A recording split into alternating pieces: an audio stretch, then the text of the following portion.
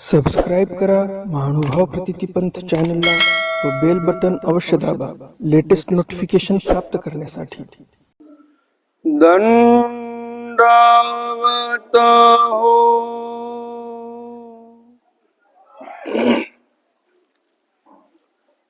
काल कोणती लीळा बघितली आपण शेवटी?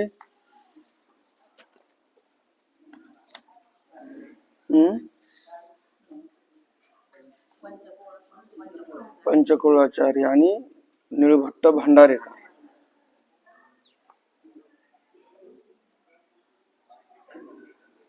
तर मग अजून श्रीचरण कसे भावावेत या संदर्भामध्ये मूर्तिज्ञानकार दुसऱ्या काही लीळा सांगतात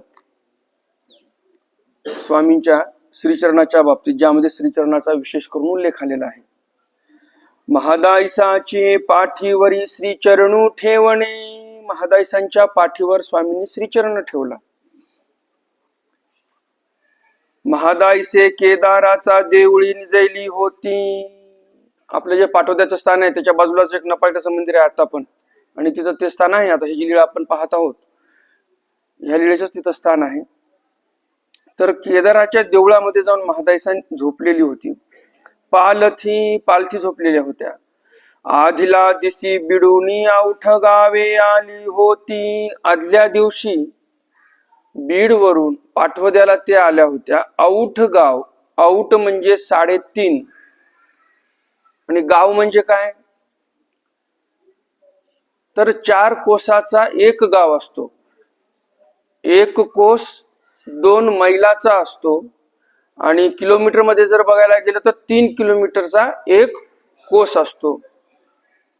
3 किलोमीटरचा एक कोस, तर 4 कोसाचं एक गाव आहे। म्हणजे किती किलोमीटर झालं? 4 गुणिले 3 12, 12 किलोमीटरचं एक गाव झालं। मग आता इथे किती गावाचा प्रवास केलेला आहे? 3.5 गाव, म्हणजे 12 36, 36 आणि 6 42, तर जवळजवळ 42 किलोमीटर महादायसा आदल्या दिवशी चालत आलेल्या होत्या बीड वरून पाटवद्याला। ती भागली, आता विचार करा 42 किलोमीटर जर चाललो आपण तर किती परिश्रम होईल। आता आपण जे इथं सर्वजण बसलेलो आहोत यापैकी तर मी म्हणतो कोणी चाललंही नसेल एवढं। चाललात का कधी 42 किलोमीटर एका दिवसात? तर 42 किलोमीटर चालल्यानंतर फार माणूस भागून जाते। हात पाय मांड्या डोकं सगळंच दुखते। कारण महादायसा काही रिकाम्या होत्या का चालायला? काहीतरी साहित्य सोबत असेल ना, पिशवी वगैरे काहीतरी सामान घेऊन आले असतील, तर ते मात्राही सोबत आणि सोबत प्रवास आहे पुन्हा। तर किती माणूस दमतो ते ज्यानं चालला असेल त्याला माहिती आहे, बरोबर की नाही? आता जसं आम्ही एकदा आटणाला गेलो होतो तर नगर जिल्ह्यामध्ये, नगर शहरातच आश्रम आहे VRDचा आश्रम। तिथंच एक स्थान आहे आरणगाव, आरणगाव स्थान तिथं जवळच आहे। तर आम्ही एकदा आरणगाव वरून निघालो पायी, तर VRDचा आश्रम, आश्रमातून पुन्हा भिंगारचं स्थान, भिंगारच्या स्थानाहून पुन्हा आम्ही मुक्कामी वनदेवाला पोहोचलो होतो। म्हणजे त्या दिवशी जवळ आम्ही 40-42 किलोमीटर चाललो असेल। 40 किलोमीटर तर आगळ डगळ, ते पण सोबत आटणामध्ये जे काही साहित्य सोबत असते, आथरण पांघरण कपडा लत्ता भिक्षा पात्र टॉर्च वगैरे सगळं सामान सोबत, देवपूजा। तर मग चालल्यानंतर कसं होते ते चालणाऱ्याला माहित असते, बरोबर की नाही? तर असं महादायसा 40 किलोमीटर चालत आले आणि त्या चालण्यामध्ये मराठवाडीला जर जायचं म्हटलं वनदेवाला तर सांगायचं म्हणजे घाट चढावा लागतो, माळ लागतो मध्ये। तर महादायसा ह्या भागल्या होत्या, दमल्या होत्या। गोसावी प्रश्रयासी बिजे केले होते। स्वामी परिश्रयाला गेले होते। परश्रयो सारुणी उदका विनियोगू केला। स्वामी शौचाला जाऊन आले, उदकाचा विनियोग केला म्हणजे सुचिरभूत झाले, हात वगैरे धुतले।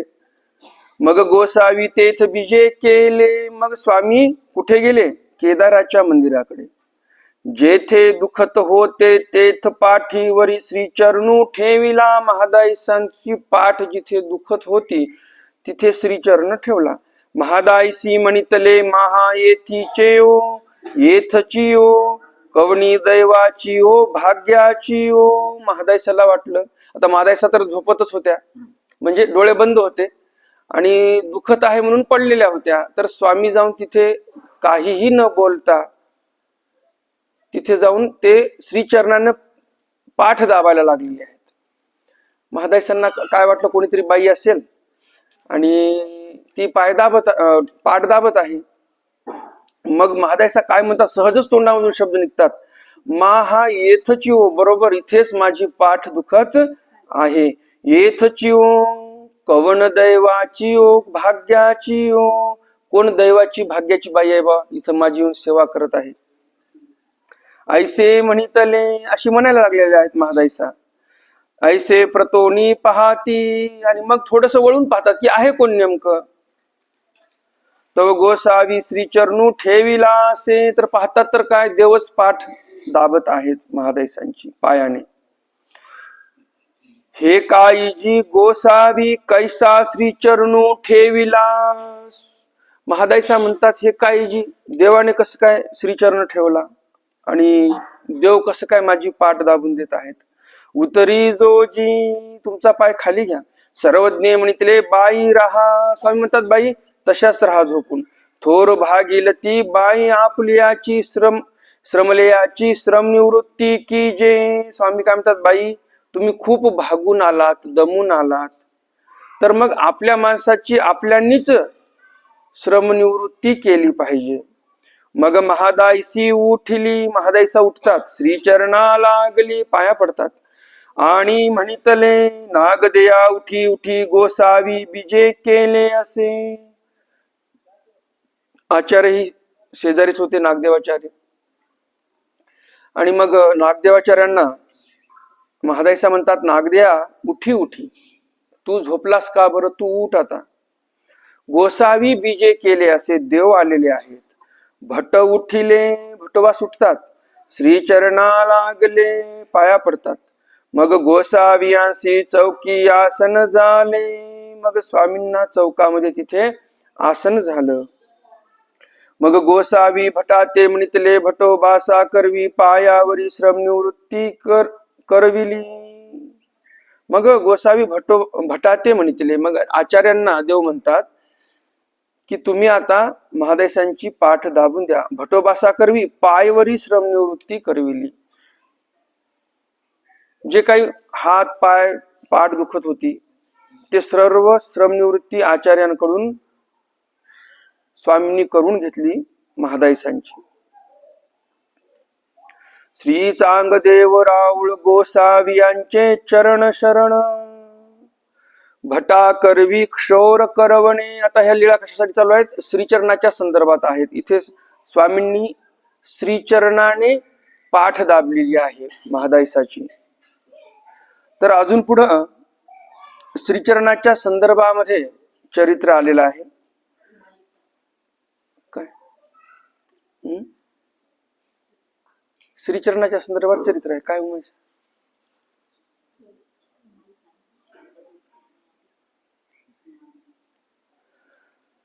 गोसावी भटा करवी पूर्वी क्षोर करवीत होते.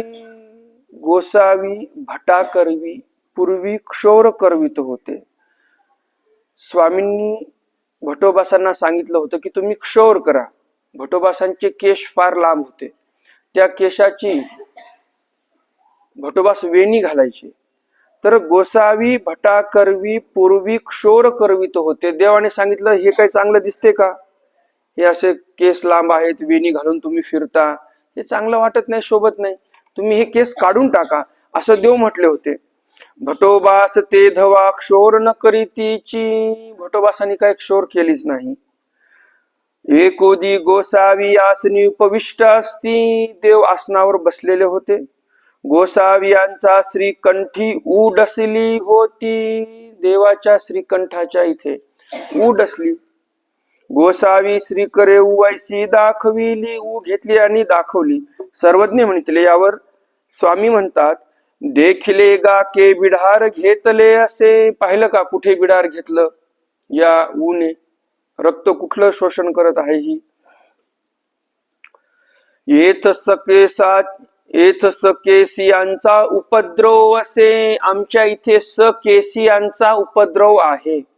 सकेसी म्हणजे कोण? जे केसेसी युक्त आहेत, म्हणजेच श्री नागदेवाचार्य यांचा आम्हाला उपद्रव होत आहे. ते भटोबासा उमटेची ना, भटोबासांना ते काय लवकर समजलं नाही. मग आता त्यांना काही समजायला तयार नव्हतं. मग आचार्य काही बोलत नाहीत, की नेमकं आचार्यांना समजत नाही की हे माझ्याविषयी देवांनी बोललेलं आहे. आचार्यांना काही समजत नाही, त्यामुळे देवाला काही प्रतिसाद आचार्य देत नाहीत. आणि मग स्वामींच्या लक्षात येते की मी जे बोललेलो आहे ते काय आचार्यांच्या लक्षात येत नाही. मग देव काय करतात? सर्वज्ञे म्हणितले, यावर देव म्हणतात वानरया क्षोर करागा. मोघम म्हटल्यानंतर आचार्यांच्या काय लक्षात आलं नाही. मग देव म्हणतात असं बोलून फायदा नाही, स्पष्ट बोललेलं बरं. मग देव स्पष्ट म्हणतात वानर्या क्षौर करा गा. आता तुम्ही क्षौर करा बरं, तुमच्यामुळे आम्हाला उपद्रव होत आहे. तुमच्या केसातल्या उवा आम्हाला येऊन चावत आहेत. भट्ट उगेची होते, भट्टोबास काहीच बोलत नाहीत. म्हणजे पूर्वी केस काढायला सांगितले त्यावेळेसही काढले नाही. आता यावेळेस भट्टोबास दर्शनाला आले, यावेळेस स्वामींना त्रास होत आहे त्या केसांचा. आचार्यांच्या केसातील उवा स्वामींना चावत आहेत. आणि पुन्हा देवाने सांगितले की आता तरी डोकी करा. भट उगेची होते, तरी पण देव काय प्रतिसाद देत, आचार्य काय प्रतिसाद देवाला देत नाहीत, गप्प बसतात. मग गोसावी उभे ठाकले, देव उभे राहतात. दोही श्रीकरीच्या बाह्या वरतिया केलिया, दोन्ही श्रीकराच्या बाह्या वरत्या केलेल्या आहेत. गोसावी मानेवरी श्रीचरणू ठेविला. स्वामींनी काय केलं? त्या आचार्यांच्या मानेवरच श्रीचरण ठेवलेला आहे. आणि काय म्हणतात? श्रीकरे वेणी धरली सर्वज्ञे म्हणितले अनागासुरू. मानेवर श्रीचरण ठेवलेला आहे, हातामध्ये वेणी धरलेली आहे. आणि मग देव म्हणतात अनागासुरू, म्हणजे आता सूर्याना यांची वेणी आता कापून टाकू आपण. अनागासुरू आता तुझा कवणू राखेल, आता तुला कोण राखणार आहे माझ्यापासून, असं देव म्हणतात. भटी म्हणितले जी जी क्षोर करीन. मग आचार्य म्हणतात आता जास्तच झालं, आता देव आता कापणारच केस. मग ते आचार्य तयार होतात, काय हरकत नाही म्हणतात, आता आम्ही केस काढतो. भटी म्हणितले जी जी क्षौर करीन, क्षौर करतो मी आता. सर्वज्ञ म्हणितले, मग त्यावर स्वामी म्हणतात आता असो द्या तुम्हा परमेश्वर पुरा जावे असे, ते थोणी या मग क्षौर करा अंक. आचार्य तयार झाले क्षौर करण्यासाठी. मग देवच म्हणतात आता राहू द्या, तुम्हाला परमेश्वरपूरला जायचं आहे, परमेश्वरपुरावरून या आणि नंतर क्षौर करा. श्री चांगदेव राऊळ गोसावी यांचे चरण शरण. लहामाई ज्वरी पडिताळणे, लहामाईसा ज्वरी पडताळणे म्हणजे लहामाईसांना ज्वर आलेला होता, ताप आलेला होता आणि त्यांना पडताळण्यासाठी स्वामी तिथे येतात. एक उदी गोसावियांसी दुपहाराचा पूजावसरू झाला, मग पांचे बाह्या भिक्षेसी निगो बैसलिया, तव लहामाईसा ज्वरू आला. दुपारचा पूजावसर झाला आणि नंतर ह्या 5 बाया भिक्षेला निघाल्या, पण लहामाईसाला ज्वर आलेला होता. त्यामुळं साधे लहामाईसा पाशी राहिली, साधाईसा लहामाईसा पाशी राहतात. आता दुपारचा पूजावसर झाल्यानंतर हे भिक्षेला निघालेले आहेत. जसं आपण सूत्रपाठामध्ये पाहतो की स्वामी काय म्हणतात, पाठी भिक्षे जाये तो विरक्त, किंवा भिक्षेच्या संदर्भामध्ये वचन आलेलं आहे तिसरा प्रहरी भिक्षा कीजे, आहे ना, निर्धूम नगर झाले या भिक्षा कीजे. तर या वचनामध्ये काय सांगितलं देवाने?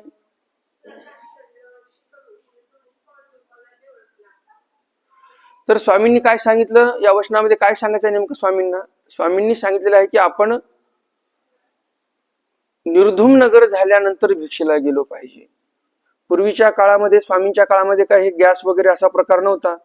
गावामध्ये चुली असायच्या आणि त्या चुलीचं धुपटण त्या घराच्या बाहेर निघायचं.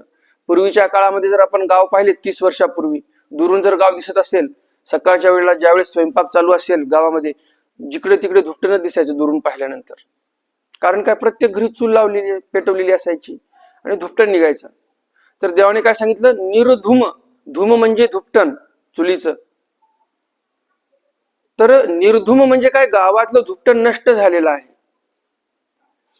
जसं निर्गुण म्हणतो ना आपण, निर्गुण म्हणजे काय, रजतम हे गुण नाहीत त्यांच्या ठिकाणी, म्हणून निर्गुण. तसं धूम म्हणजे धूर, निर म्हणजे नाही. गावामधलं धुपटण संपलं त्यावेळेस भिक्षेला जायचं, असं स्वामींनी सांगितलं. तर आता धुपटण 2 वेळेला नाहीसं होते. रात्रीच्या वेळेला कोणी चुली पेटवत नाही. रात्री 8च्या नंतर 9च्या नंतर खेड्यामध्ये चूल पेटवतात का? नाही. लवकरच स्वयंपाक करून जेवण करून लोक झोपायचे पहिलं. तर मग आता रात्रीच्या वेळेलाही निर्धूम नगर होते, दिवसाच्या वेळेला पण निर्धूम नगर होते. मग आता नेमकं निर्धूम नगर 2 वेळेला होते, तर कोण्या वेळेला भिक्षेला जायचं? म्हणून देवानं पुढे काय सांगितलं, तिसरा प्रहरी भिक्षा रिगीजे. तिसऱ्या प्रहरी आपण भिक्षेला गेलो पाहिजे. तिसरा प्रहर कोणता? तर दिवस निघाल्यानंतर पासून आपल्याला प्रहर धरायचे आहेत. आपले काही असे साधक आहेत की त्यांना असं वाटते की पहिला प्रहर म्हणजे स्वामींनी सांगितलं पश्चात प्रहरी उठीजे, तो सारस्वत काळ म्हणजे तो पहिला प्रहर असला पाहिजे. म्हणून 3 ते 6 पहिला प्रहर धरतात काही लोक, 6 ते 9 दुसरा प्रहर आणि 9 ते 12 तिसरा प्रहर. त्यावेळेला 9 ते 12च्या दरम्यान भिक्षेला गेलं पाहिजे असं काही जण अर्थ लावतात, ज्यांना माहिती नाही. परंतु खरा अर्थ काय आहे, तिसरा प्रहर म्हणजे कोणता? 8 प्रहर असतात 24 तासामध्ये, 4 प्रहर रात्रीचे, 4 प्रहर दिवसाचे. सकाळी दिवस निघाला, सकाळी 6 वाजेपासून दिवसाचा पहिला प्रहर चालू झालेला आहे, 3 वाजेपासून नाही. 3 ते 6 रात्रीचा हा शेवटचा प्रहर आहे, तो 8वा प्रहर आहे. पहिला प्रहर कोणता आहे? सकाळी 6 ते 9 पहिला प्रहर, 9 ते 12 दुसरा प्रहर, 12 ते 3 तिसरा प्रहर, 3 ते 6 चौथा प्रहर झाला दिवसाचा. मग आता 5वा प्रहर कोणता?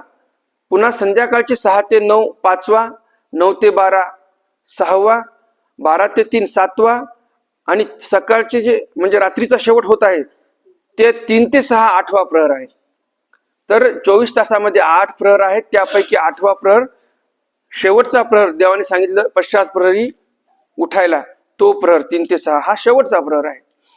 मग आता दिवसाचा प्रहर पहिला 6 ते 9 झाला, 9 ते 12 दुसरा प्रहर झाला आणि 12 ते 3 ह्या तिसऱ्या प्रहरामध्ये म्हणजे दुपारची 12ची आरती होती आपली, त्यानंतर 12 वाजेपासून ते 3 वाजेपर्यंत या वेळेला भिक्षेला गेलं पाहिजे असं देवाने सांगितलेलं आहे. तिसरा प्रहरी भिक्षेला गेलं पाहिजे.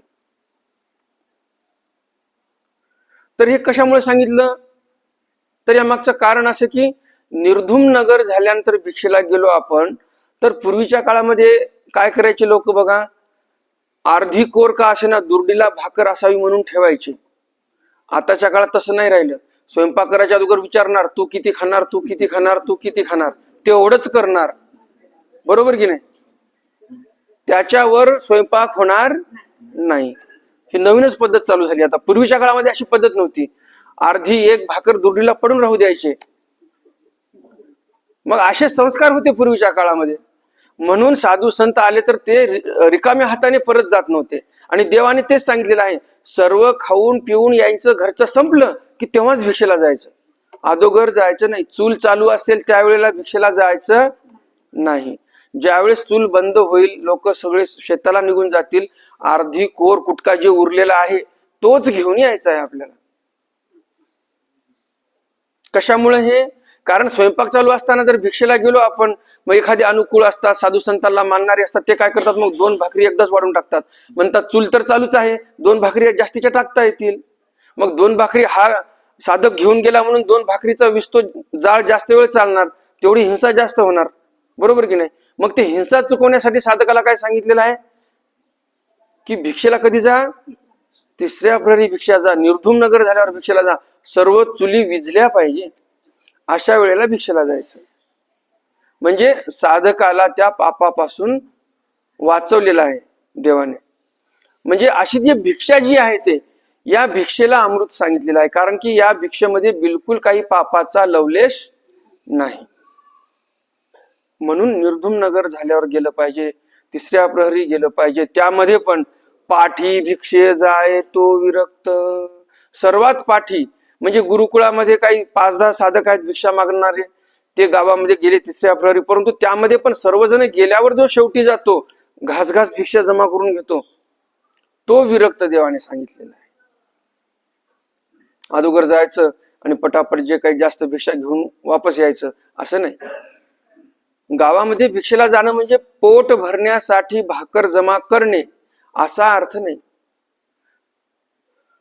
जसं ते म्हणतात की त्या भिक्षेच्या लीळेमध्ये वाक्य आहे, गोसावी न पाळते ते पाळते करावे जी. नगरामध्ये पाणीपात्र बीजे करिता निळवट्ट भांडारे कारा भेट दिली, तैसी मज दिनासी भेट दिजोजी. स्वामी श्री चक्रधराया नान दात्या मज अधमासी भेट दिजोजी. आहे की नाही? काय तिथं मागणी केलेली आहे की न पाळता असेल ते पाळतं करा, काही मला धर्माला संकष्ट विघ्न येऊ देऊ नका. नगरामध्ये पाणीपात्र बीजे करिता तुम्ही ज्यावेळेस भिक्षेला गेले होते भंडारा या गावामध्ये, पाणीपात्र बीजे करिता निळभट्ट भांडारे कारा भेट दिली. भिक्षेचा विधी करण्यासाठी देव गेले आणि तिथे भांडारेकारांना भेट दिली. तैसी मजदिनासी भेट दिजोजी. साधकाची मागणी काय आहे? मी भिक्षेला जात आहे गावामध्ये, काय भाकरी मागण्यासाठी नाही, तर मला देवांनी भेट द्यावी म्हणून तो साधक जात आहे. आता आपल्या मनामध्ये प्रश्न येऊ शकतो की देव तर उत्तर पंथे गेले, मग असं कसं काय? तर यामागचं कारण असं आहे की देव उत्तर पंथे गेले, उत्तर दिशेला गेले म्हणजे दुसऱ्या कोणा साधकाला दर्शन देणार नाहीत असं आहे का? जो अधिकारी आहे त्याला कदाचित देतीलही दर्शन. जसं श्री दत्तात्रय महाराज अमोघ दर्शनीय आहेत, परंतु दर्शन देतात की नाही? तसं स्वामी पण मला कोण्या न कोण्या रूपाने दर्शन द्यावं स्वामींनी, ही अशी त्या भक्ताची मागणी आहे. आणि ती मागणी पूर्ण व्हावी त्यासाठी भिक्षेला जात असताना हा साधक देवाला विनंती करून जात आहे की देवा मला तुम्ही दर्शन द्या.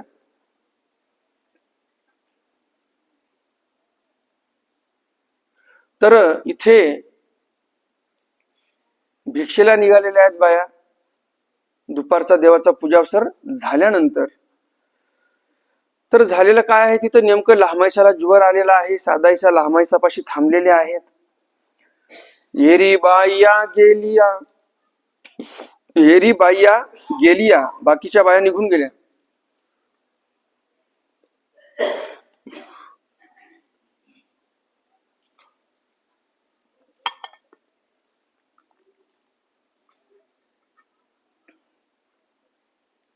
मग गोसावी बाहेरी निघाले तव साधे आली. मग स्वामी बाहेर आले, तिथे साधाईसा पण आल्या. लहामाईसे पोळी पश्चिमे पिंपळू, तयासी पारू तया पारावरी असती.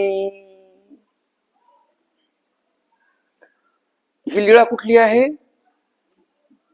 अरण्यग्रामचीच आहे. सुरुवातीला जो आपण उल्लेख केला अरण्यग्रामचीच लीळा आहे. तर त्या अरण्यग्राम त्या स्थानापाशी पोळी पश्चिमे पिंपळू, पोळीच्या पश्चिम दिशेला, म्हणजे पोळी कशाला म्हणतात? जसं आता हे मंदिर आहे, मंदिराच्या बाजूने आता हे जे वॉल कंपाऊंड आहे, आताच्या भाषेमध्ये आपण त्याला वॉल कंपाऊंड म्हणतो. पूर्वीच्या काळामध्ये जे बाजूला परकोटाची भिंत असायची, उंच मोठी जाड दगडाची चिरेबंदी असायची, तर त्याला पोळी असं बोलायचे. तर त्या पोळीच्या पश्चिम दिशेला पिंपळाचं झाड होतं आणि तयासी पारू, गोपाळ चावडीला आपण स्थान नमस्कार करण्यासाठी जातो किंवा आपल्या इथंच पार आहे बघा, हे चिंच झाडाच्या भोवताल जे गोलोटा बांधलेला आहे त्याला पार असं बोलतात. तर पिंपळाच्या झाडाच्या बाजूने असा ओटा बांधलेला होता, गोल म्हणा चौकोन म्हणा जे काही असेल, सहसा पार म्हटल्यानंतर गोलच ओटा असतो. तर त्या पिंपळाच्या झाडाच्या भोवताल पार बांधलेला होता, म्हणजे गोल ओटा बांधलेला होता. तर या पारावरी असती त्या पारावर लहामाईसा होत्या. तव साधे आली साधायसा आल्या. गोसावी तेथ विजय केले. स्वामी त्या पारापाशी गेले. साधे श्रीचरणा लागली साधायसा पाया पडल्या. मग सर्वज्ञे म्हणितले. मग स्वामी म्हणतात, साधे हो तुम्ही भिक्षे का नवचाची. साधे हो तुम्ही भिक्षेला का बरं गेल्या नाही. भिक्षाविधी महत्वाचा आहे, तुम्ही जायला पाहिजे होतं, का गेल्या नाही. जी जी आईसी ज्वरू आला. आईला ज्वर आलेला आहे. जाहे तुमची आईसी पडताळील. लहामाईसा ज्या बिमार पडलेल्या आहेत, ज्वर आलेला आहे, त्या लहामाईसासाठी काय देव म्हणतात की लहामाईसाची काळजी आम्ही घेऊ, आम्ही बघू त्यांच्याकडे, तुम्ही भिक्षेला जाऊन या. तुमच्या आईकडे आम्ही लक्ष देऊ, काही कमी जास्त लागलं तर बघू आम्ही. हो काजी. साधायसा म्हणतात ठीक आहे. मग साधे भिक्षेसी गेली. साधायसा भिक्षेला गेल्या. मग रात्री गोसावी तया पडिताळाविया बाईसा पाठविले. साधायसा भिक्षेला जाऊन आल्या. पण सरळ सरळ चरित्रामध्ये काय आलेलं आहे की रात्रीच्या वेळेला स्वामींनी बाईसांना पडताळण्यासाठी पाठवलेलं आहे लहामाईसाला, की तब्येत कशी आहे काही नाही विचारपूस करण्यासाठी पाठवलं. मग गोसावियांसी उदयाचा पूजावसरू झाल्यानंतरे गोसावी पडिताळाविया बिजे केले. दुसऱ्या दिवशीचा सकाळचा पूजावसर झालेला आहे आणि परत स्वामी पडताळण्यासाठी चौकशी करण्यासाठी लहामाईसाजवळ गेले. जी जी मी गोसावी यांचे श्रीचरण प्रक्षाळीन. सर्वज्ञ म्हणितले अशक्तासी विधी नाही. लहामाईसांनी म्हटलं की मी देवाचे श्रीचरण धुईल, परंतु स्वामी म्हणतात बाई तुम्ही अशक्त आहात, तुम्हाला कोणता विधी नाही. तवतीये म्हणती जी जी तरी माझे निळावरी गोसावी श्रीचरणू ठेवावा. लहामाईसा म्हणतात की तुम्ही माझ्या कपाळावर श्रीचरण ठेवा. मग गोसावी तयाची निळावरी श्रीचरणू ठेविला. मग स्वामींनी लहामाईसाच्या श्रीचरणावर निडळावर लहामाईसाच्या कपाळावर स्वामींनी आपला श्रीचरण ठेवलेला आहे. मग तिये म्हणती जी जी ऐसा ज्वरू मज जन्मो जन्मी व्हावा.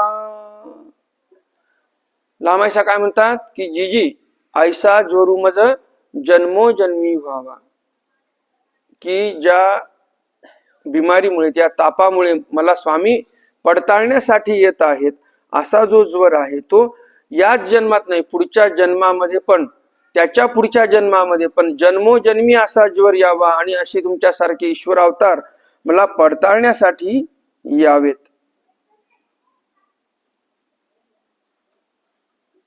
मग गोसाव्यांसी आसन झाले. मग स्वामींना आसन झालं.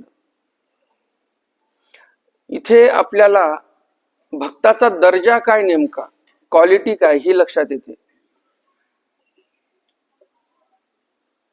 एकीकडे आपण बघतो हल्लीच्या काळामध्ये बिमारी तर जाऊ द्या, आता ही तर बिमार पडलेली आहे लहामाईसा, थोडी इमर्जन्सी आहे ही, समजा आपण बोलू शकतो असे.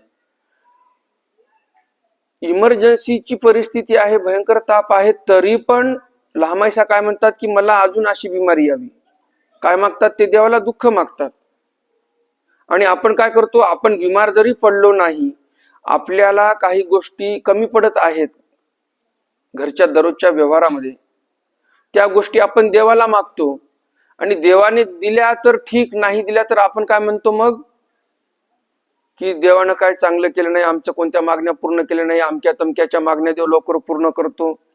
आता मी बरेच काही आपले उपदेशी बघितलेले आहेत, त्यांचे नवस आपल्या देवाच्या ठिकाणी पूर्ण झाले नाही की मग जातात देवतेकडे, मग ते ताटके तोटके देवताजनित करतात, विकल्पाच्या क्रिया करतात.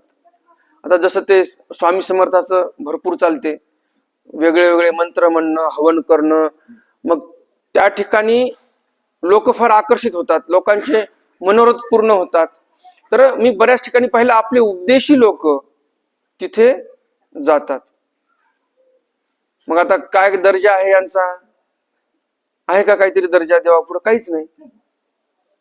कारण ते विकल्प क्रिया करायला लागले म्हणजे तिथं त्यांचा धर्म संपला. आणि एकीकडे आपण लहामाईसांना पाहतो, यांना तर ज्वर आलेला आहे, अंथरुणामध्ये पडलेले आहेत, तरी पण काय म्हणतात, हे मला फक्त देव पाहिजे, अशीच बिमारी, असाच ताप, असाच ज्वर मला वारंवार जन्मोजन्मी यावा, की ज्या बिमारीमध्ये मी असताना देव मला पडताळण्यासाठी येतील. जसं मीराबाईंचं उदाहरण आहे आपल्या समोर. मीराबाईंना श्रीकृष्ण महाराजांची फार भक्ती होती, फार भक्ती करायच्या त्या. मीराबाईंची ज्यावेळेस सासू वारली, सासू वारल्यानंतर मीराबाईंनी दुःख नाही केलं. आता तुम्हाला वाटलं सासू मेल्यानंतर कोण दुःख करते, मीराबाई तशा नव्हत्या बरं का. ते मीराबाई दुःख करणाऱ्या होत्या. मीराबाईंना सासू सासरे जरी असले तरी माता पित्यासारखे होते. तर दुःख झालं, परंतु मीराबाई काय म्हटल्या, की जाऊ दे आता सासू गेली, जो वेळ खर्ची पडत होता सासूच्या सेवेमध्ये, तो वेळ मी आता श्रीकृष्ण भक्तीमध्ये लावू शकते. चला चांगलं झालं, काय हरकत नाही. ती म्हटली का, की चला बरं झालं, कटकट केली डोक्याची, आता मी माझं मस्त आराम करू शकते, झोपून राहायचं मस्तपैकी. तसं नाही म्हटलं. काय म्हणे, श्रीकृष्ण भक्तीमध्ये मला वेळ देता येईल. काही दिवसानंतर सासरा पण गेला. पुन्हा म्हणे चला जाऊ द्या, जो जन्माला येणार आहे तो तर एक दिवस जाणारच आहे. हा पण वेळ, आता सासऱ्याच्या सेवेमध्ये जो माझा वेळ जायचा, तो वेळ मला देवाच्या सेवेमध्ये लावता येईल. काही काळांतराने मग पुन्हा नवराही मेला. नवरा मेल्यानंतर पुन्हा काय म्हणतात हे मीराबाई असं नाही म्हणत की माझ्या संसाराचं वाटोळं झालं, आता माझं कसं होईल पुढं, असं नाही. तर काय म्हणतात, ते म्हणतात आता जे काही वेळ आता पतीच्या सेवेमध्ये होता, तो पण वेळ मला देवाला देता येईल. आता मी पूर्णपणे संसार बंधनापासून मुक्त झाली, आता पूर्ण वेळ मला श्रीकृष्णाची भक्ती करायची. मग आता ते राजमहल काय होता काय नाही ते सर्व सोडून मग मथुरा, वृंदावन, गोवर्धन इकडे परिभ्रमण करणं, देवाच्या मंदिरात जाऊन दर्शन घेणे, हे असं चालू होतं. मग गल्ल्या बोळ्याने त्या मथुरेच्या ते भजन म्हणत हिंडायच्या वेड्यासारखं. मग हे कळालं दीर आला सैन्य घेऊन, म्हणे हे आम्ही आमच्या राजघराण्याची सूनबाई आणि अशी वेड्यासारखी फिरत आहे भजन म्हणत या वृंदावनामध्ये, मथुरेमध्ये, हे काही योग्य नाही. म्हणून घेऊन गेले तिला. मग नको तो त्रास दिला, मग काय साप पाठवला मारण्यासाठी, मग विष पाजलं, तरी पण मीराबाई काय मरायला तयार नाही. म्हणजे बघा तुम्ही भक्ती कशी आहे. आपण म्हणतो की आता आपण रासायनिक खत खात आहोत म्हणून आपल्या तब्येती बिघडत आहेत. रासायनिक खत तुमची तब्येत बिघडू शकत नाही, भक्ती जर चांगली असेल तर. ते हिंदी भजनामध्ये आलेच आहे, विष का प्याला पिना पडा है, मरकर भी मोहे जिना पडा है, बरोबर की नाही. तर जर भक्ती चांगली असेल भगवंताची, तर विषचा प्याला पिऊनही मीराबाई जगली. विषारी नाग सोडला तिच्या खोलीमध्ये, त्या टोकरीमध्ये फुलाच्या नाग पाठवला होता. काय झालं, त्या नागाने चावलं का नाही, त्या नागाचा हार तयार झाला, बरोबर की नाही. किंवा असं म्हणतात हार तयार नाही झाला, पण त्या नागाला स्पर्श केला तरी त्या नागाने चावा नाही घेतला. तर त्याच्यातही पाठभेद आहेत. जसे आपल्या चरित्रामध्ये पाठभेद असतात, तसे त्याच्या चरित्रामध्ये पण पाठभेद आहेत. की ते म्हणतात की ते नाग एवढा विषारी रागीट होता. आता तुम्ही सांगा, ज्या नागाला कोंडलेला आहे का टोकरीमध्ये, कटोरीमध्ये, तो का रागिष्टच राहणार ना, एकदम झाकण काढल्या तो चावाच घेण्याचा बघणार. परंतु जे ईश्वराची भक्ती आहे मीराबाईच्या अंतःकरणामध्ये, त्या भक्तीचा वलय जो होता, तो कोणीही त्यांच्या जवळ गेलं तर शांत होऊन जाईल, एवढा सात्विकतेचा वलय होता. आणि तो साप रागीट जरी होता तरी तो शांत झाला, चावा घेतला नाही.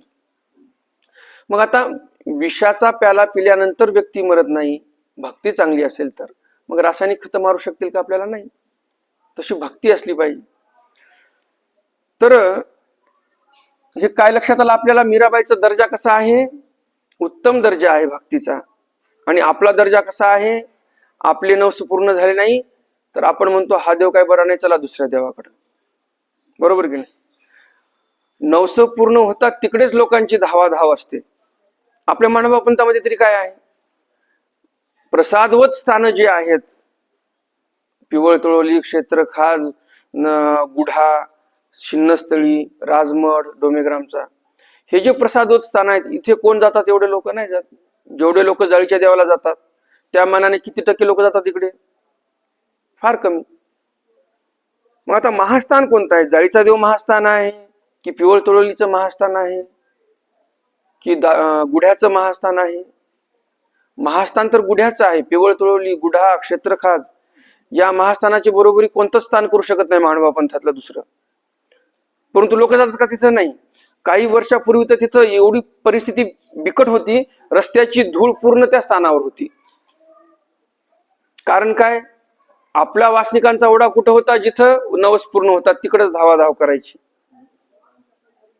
आणि जिथे अदृष्ट रूप योग्यता होते, जसं पक्षकारांनी सांगितलं, अदृष्ट फळा लागून कोणीची विशेष उद्यम न करी. अदृष्ट फळासाठी कोणी प्रयत्न करत नाही, दृष्टपर फळ पाहिजेत सर्वांना. अदृष्टासाठी करणारे मोजके विरळा नांदेदेव म्हणतात, विरळा असतो तो व्यक्ती. पण दृष्टपरासाठी करणारे बहुत आहेत. 900 स्थानापाशी धावणारे खूप आहेत. परंतु जे विशेष किंवा प्रसाद स्थान नमस केल्यानंतर जी योग्यता होती आपल्याला, शिन्नस्थळीचं स्थान असेल, डोमेग्रामच्या राजमठाचा ओटा असेल, जे काही 5 प्रसाद तुम्हाला स्थान सांगितले, क्षेत्रखाज, पिवळ तळोली आणि गुढा, तर या स्थानाने आपल्याला अदृष्टपर योग्यता लागते. आपण भगवंताकडे अग्रेसर होतो, तरी पण आपली ओढ तिकडे नाही. कारण काय? आपण सर्व दुष्टपराच्या मागे लागलेलो आहोत. तर लहामाईसांनी देवांना मागणी केली की मला अपेक्षा काय आहे तुमच्याकडून? की जन्मोजन्मी मला ज्वरच यावा. देव पडताळण्यासाठी येत आहेत मला, यापेक्षा काय दैव पाहिजे वेगळं?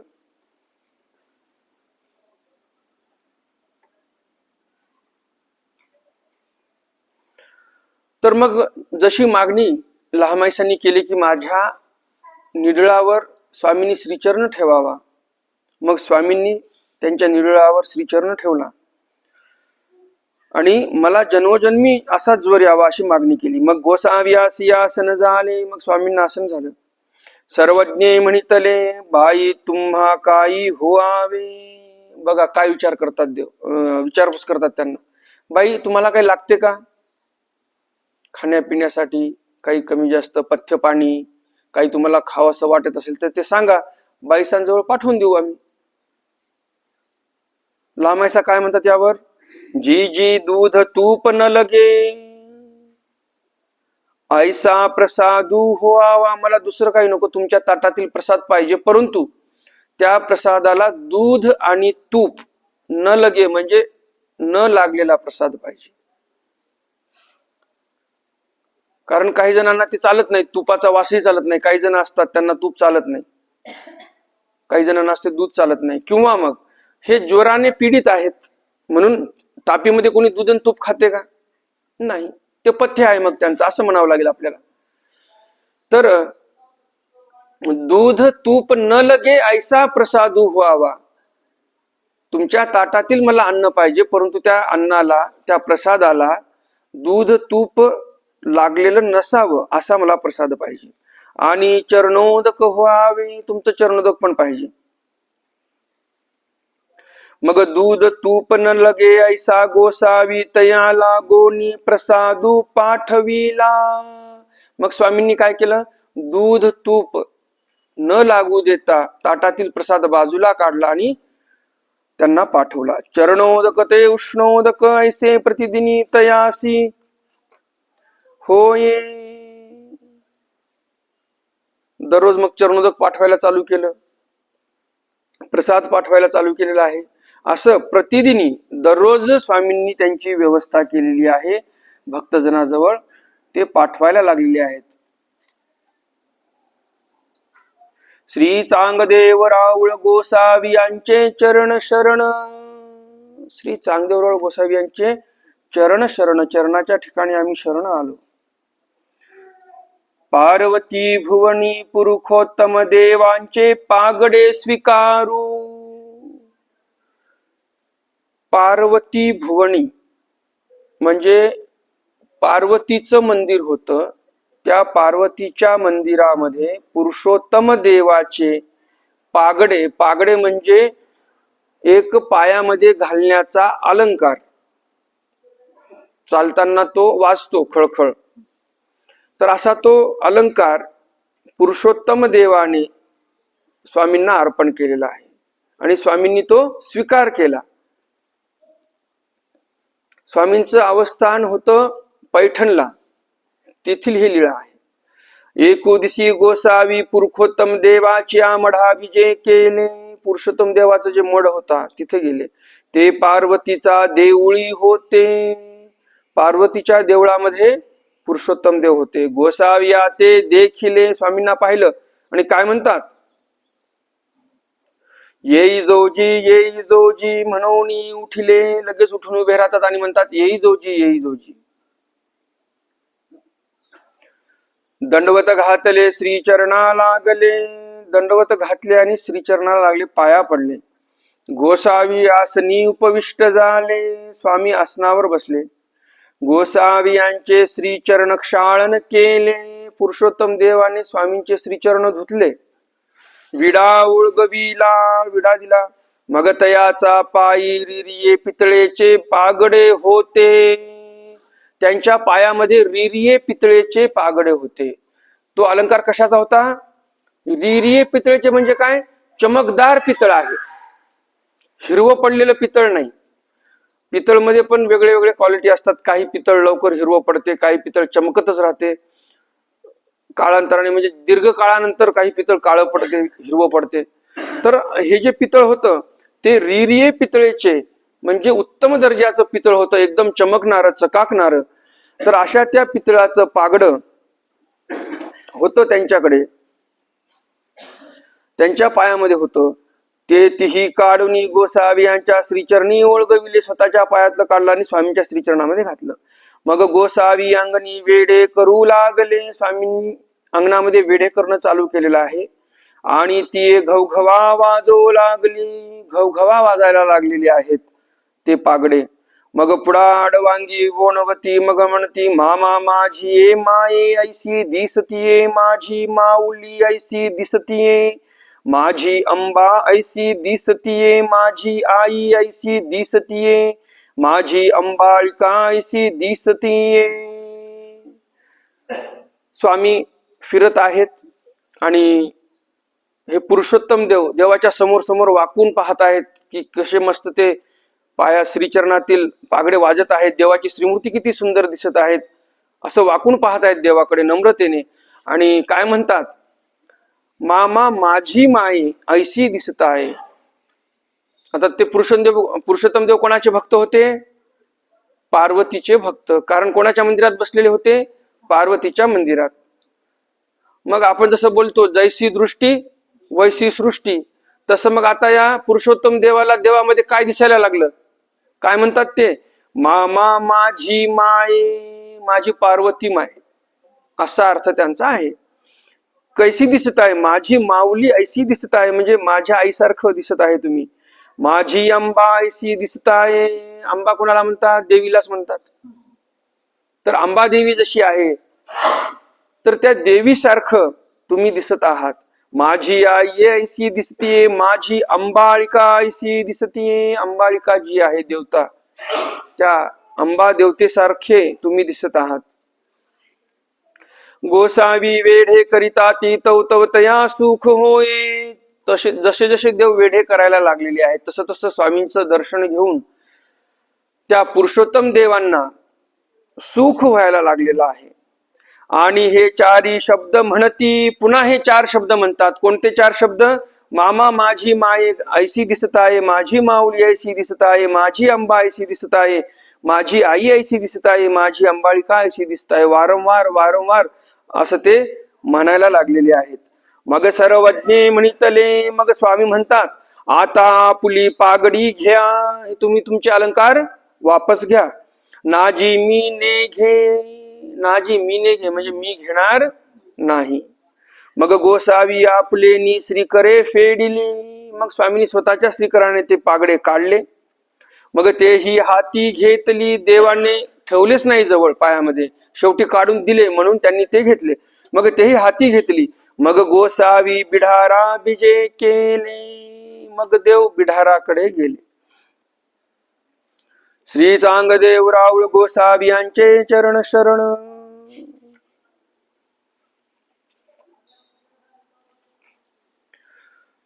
गोसावी पश्चात प्रहारी परिश्रया बीजे करीती. पश्चात पहारी भटोबासाच्या वक्षस्थळावरी श्रीचरण ठेविती. यावरी उदयाचा पूजा सुरू आठवी जे. आणि जे तुले ही श्रीचरण प्रक्षाळणे ते तुले ही आठवी जे. श्रीचरणाच्या संदर्भामध्ये आपण अजून काय काय आठवलं पाहिजे? गोसावी पश्चात प्रहरी परिश्रया बीजे करीती. सकाळच्या पूजावसरामध्ये आलेला आहे. गोसावी खित खा करती बाईसा सुजगरा होती, आहे की नाही? आणि मग काय करतात उठून बाईसा? दरवाजा उघडतात आणि दरवाजापाशी काय असतात तर भटोबाच बसलेले असतात. उंबरवट्टा उशाशी करून झोपलेले आचार्य असतात. आणि स्वामी मग कसे उठवायचे त्यांना? त्यांच्या छातीवर श्रीचरण ठेवायचे आणि उठवायचे त्यांना. मग देवांनी असं श्रीचरण ठेवल्यावर मग काय करायचे आचार्य? श्रीचरण हातामध्ये घ्यायचे, मोमे देती म्हणजे श्रीचरणाचे चुंबन घ्यायचे, कपाळावर ठेवायचे, नमस्कार करायचे. किती वेळा करायची? 6 वेळा करायची. पूजासरामध्ये काय आलेलं आहे? ते भोगिजे सुनमना दिक षट प्रकारी. षट म्हणजे 6 प्रकारे, बरोबर की नाही? आपण सर्वजण मोबाईलवर पूजावसर ऐकतच असाल. श्रीकृष्ण यदुवंश दीपकवरा, त्याच्यामध्ये काय आलेलं आहे? ते भोगिजे सुमना दिक षट प्रकारी. म्हणजे तिथे चुकीचं बोललेलं आहे त्यांनी.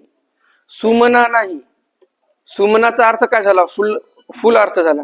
ते भोगिजे सुमना दिक षट प्रकारी म्हणजे नागदेवाचार्य फुलांचा उपभोग घेत आहेत असा अर्थ होतो. मग असा अर्थ आहे का? देव म्हणजे देव असताना श्री नागदेवाचार्य फुलांचा उपभोग घ्यायचे का? अंगावर काय फुलं टाकून घ्यायचे का? सुगंध घेत बसायचे का?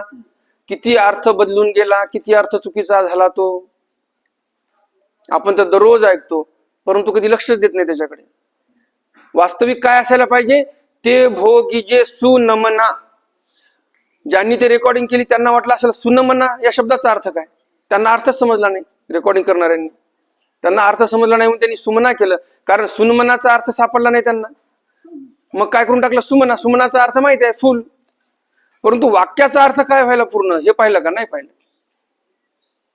तर असे बरेच चुकीचे आपण दररोज भजन ऐकतो आणि तेच आपण तसं बोलायला लागतो. भविष्यामध्ये सुनमना जर कोणी म्हटलं तर दुसरे बाबा लोक उभे राहतील, म्हणतील हे चुकीचं बोलायला तू.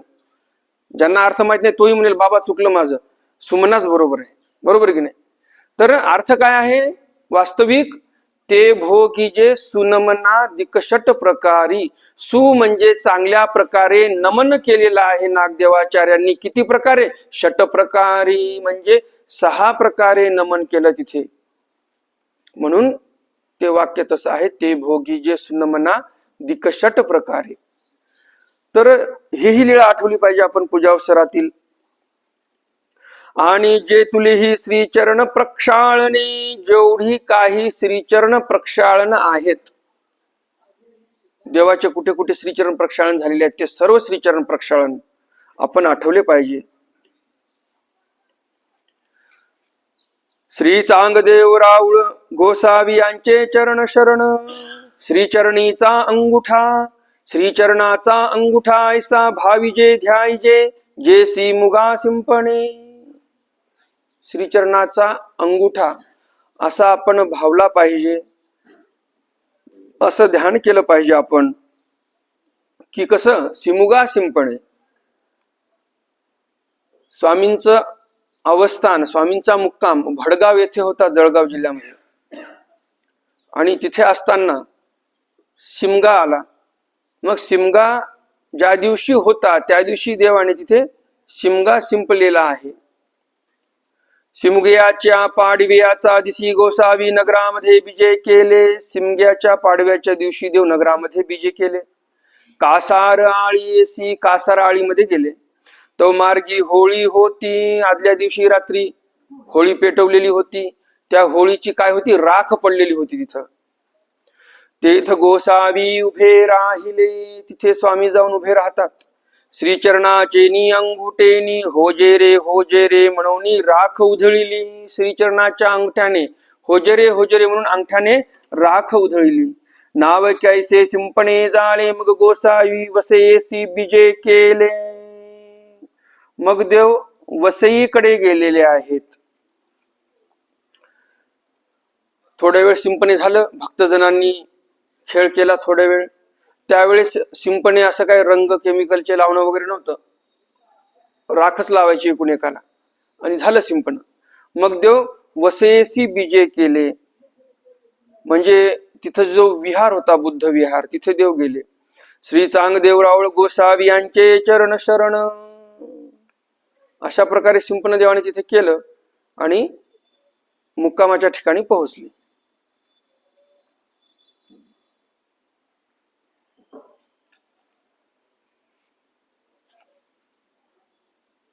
आजचा आपला वेळ झालेला आहे. काही विचारायचं असलं तर विचारू शकता. 5 मिनिटं.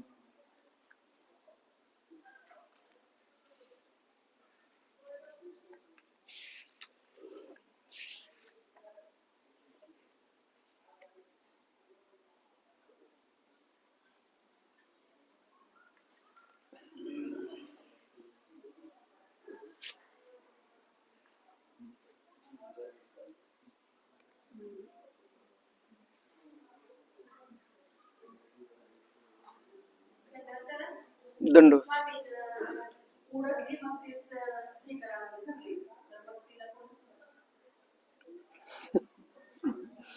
त्या उवाला काय फळ विचारता, जाऊ द्या ना. आपलं फळ बघितलं पाहिजे आपण. त्या उला काय होणार आहे ते तर नरक योनीमध्येच आहे. संबंधदानाचं फळ आहे फक्त तिला, देवाचा संबंध झाला म्हणून.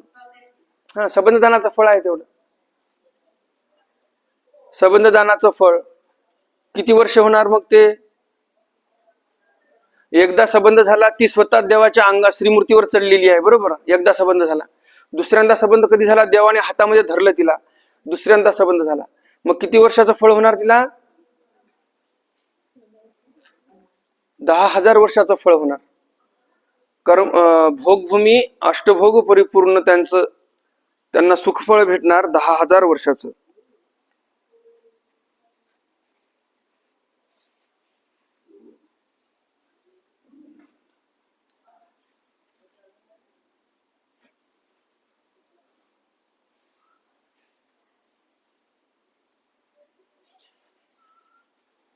चला करायचा दंडवत.